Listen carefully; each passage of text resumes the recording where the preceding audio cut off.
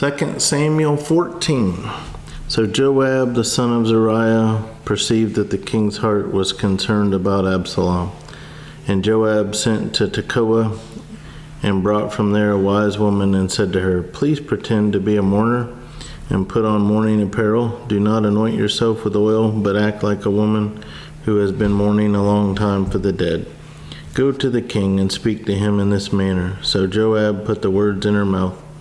And when the woman of Tekoa spoke to the king, she fell on her face to the ground and prostrated herself and said, "Help, O king." Then the king said to her, "What troubles you?" And she answered, "Indeed, I am a widow. My husband is dead. Now your maidservant had 2 sons, and the 2 fought with each other in the field. And there was no one to part them, but the one struck the other and killed him. And now the whole family has risen up against your maidservant. And they said, 'Deliver him who struck his brother, that we may execute him for the life of his brother whom he killed, and we will destroy the heir also.' So they would extinguish my ember that is left, and leave to my husband neither name nor remnant on the earth." Then the king said to the woman, "Go to your house, and I will give orders concerning you." And the woman of Tekoa said to the king, "My lord, O king, let the iniquity be on me and on my father's house, and the king and his throne be guiltless." So the king said, "Whoever says anything to you, bring him to me, and he shall not touch you any more." Then she said, "Please let the king remember the Lord your God, and do not permit the avenger of blood to destroy any more, lest they destroy my son." And he said, "As the Lord lives, not one hair of your son shall fall to the ground." Therefore the woman said, "Please let your maidservant speak another word to my lord the king." And he said, "Say on." So the woman said, "Why then have you schemed such a thing against the people of God? For the king speaks this thing as one who is guilty, and that the king does not bring his banished one home again. For we will surely die and become like water spilled on the ground, which cannot be gathered up again. Yet God does not take away a life, but he devises means so that his banished ones are not expelled from him. Now therefore I have come to speak of this thing to my lord the king, because the people have made me afraid." And your maidservant said, "I will now speak to the king. It may be that the king will perform the request of his maidservant.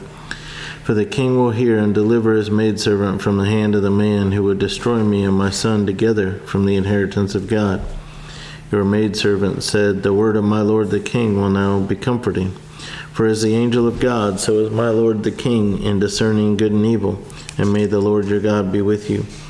Then the king answered and said to the woman, "Please do not hide from me anything that I ask you." And the woman said, "Please let my lord the king speak." So the king said, "Is the hand of Joab with you in all this?" And the woman answered and said, "As you live, my lord the king, no one can turn to the right hand or to the left from anything that my lord the king has spoken. For your servant Joab commanded me, and he put all these words in the mouth of your maidservant, to bring about this change of affairs. Your servant Joab has done this thing, but my lord is wise, according to the wisdom of the angel of God, to know everything that is in the earth." And the king said to Joab, "All right, I have granted this thing. Go therefore, bring back the young man Absalom." Then Joab fell to the ground on his face and bowed himself and thanked the king. And Joab said, "Today your servant knows that I have found favor in your sight, my lord, O king, in that the king has fulfilled the request of his servant." So Joab arose and went to Geshur and brought Absalom to Jerusalem. And the king said, "Let him return to his own house, but do not let him see my face." So Absalom returned to his own house, but did not see the king's face. Now in all Israel there was no one who was praised as much as Absalom for his good looks. From the sole of his foot to the crown of his head there was no blemish in him.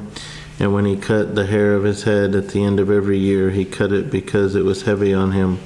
When he cut it, he weighed the hair of his head at 200 shekels, according to the king's standard. To Absalom were born 3 sons and 1 daughter, whose name was Tamar.